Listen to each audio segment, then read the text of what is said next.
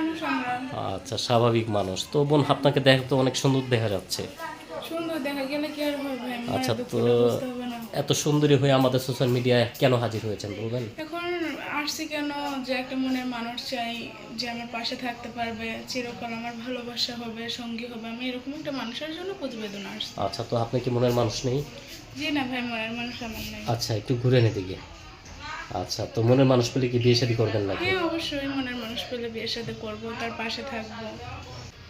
হ্যাঁ আমি টেলারি মেশিনের কাজ করি, আর হচ্ছে আপনার পার্লারের কাজও জানি, কিন্তু আচ্ছা, টেলারি আচ্ছা। মেশিনের কামটাই করি। টেলার মেশিনের কাজটাই বেশি জানান না? হ্যাঁ। আচ্ছা, তো বাবা কি করে বোন? বাবা নাই ভাই, ভাই 5 বছর আগে বাবা চলে গেছে, এখন বর্তমান মা আছে তিনটা। কি হয়েছে? বাবা নাই, সে চলে গেছে, মনে করেন আমাদের কথা ভাবে নাই, সে আমাদের ছেলে চলে চলে গেছে। দয়া করে সে যেখানেই থাক, ভালো থাক, আলহামদুলিল্লাহ। আচ্ছা, তো আপনি চাচ্ছেন যে আপনার বাবা ভালো থাকুক?